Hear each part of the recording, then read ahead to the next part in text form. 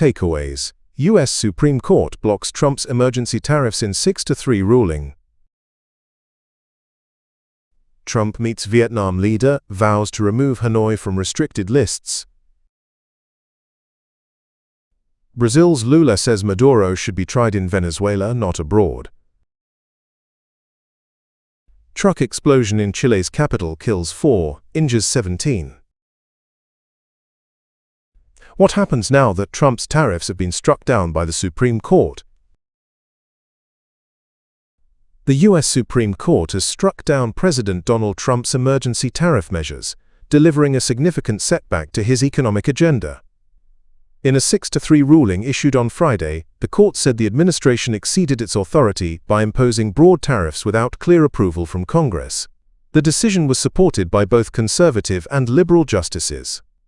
Chief Justice John Roberts wrote that the administration pursued a major expansion of presidential power over trade policy that was not authorized by law. Notably, conservative justices Neil Gorsuch and Amy Coney Barrett, both appointed by President Trump, joined the majority. According to CNN, this marks President Trump's first major legal defeat since returning to the White House, and signals the court's willingness to place limits on executive authority. Speaking later in the day, President Trump criticized the ruling and said his administration would explore alternative legal options to keep tariffs in place.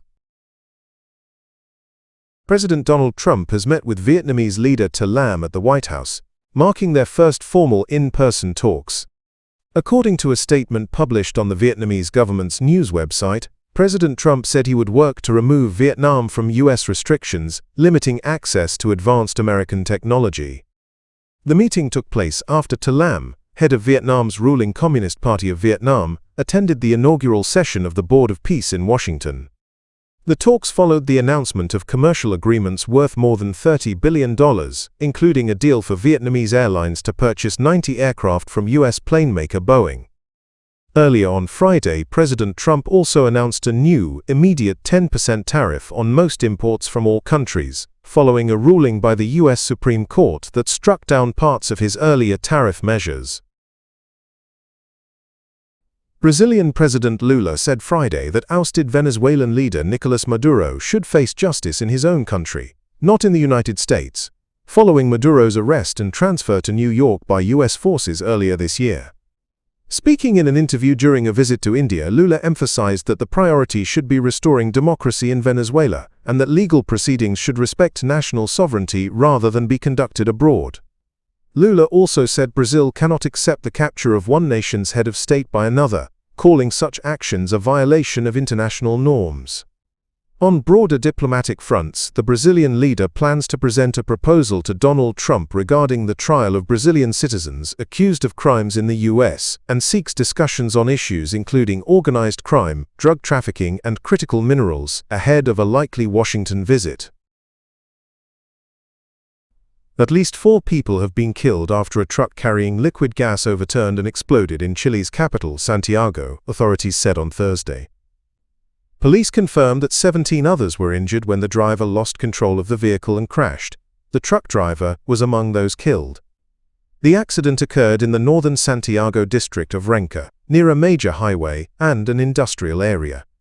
Social media footage showed large flames rising from the scene. Firefighters said the blast was felt within a radius of up to 200 meters and damaged at least 50 vehicles. Debris was also thrown into nearby businesses. The truck was affiliated with local gas company Gasco, which has not yet commented on the incident.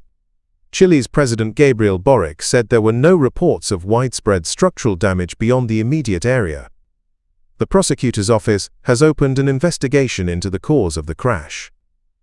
Regional Governor Claudio Orrego said 5 of the injured were in serious condition, including one person with life-threatening burns. The U.S. Supreme Court has ruled that President Donald Trump exceeded his authority by imposing broad tariffs under the International Emergency Economic Powers Act. In a 6-3 decision on Friday, the court struck down tariffs introduced using emergency powers, including a 15% levy on goods from the European Union and a 20% tariff on imports from Vietnam. Tariffs on steel, aluminum, and automobiles, imposed under other legal authorities, will remain in place. Despite the ruling, U.S. consumers are unlikely to see immediate price reductions. Analysts say companies often keep prices elevated amid ongoing trade uncertainty. According to estimates from the Yale Budget Lab, cited by the Washington Post, the tariffs have already cost the average U.S. household about $1,800 in the short term. The court did not clarify how to handle between $240 and $300 billion in tariff revenue already collected. Economists say most of that cost was paid by U.S. companies and passed on to consumers. Justice Brett Kavanaugh warned that any refund process could be complicated.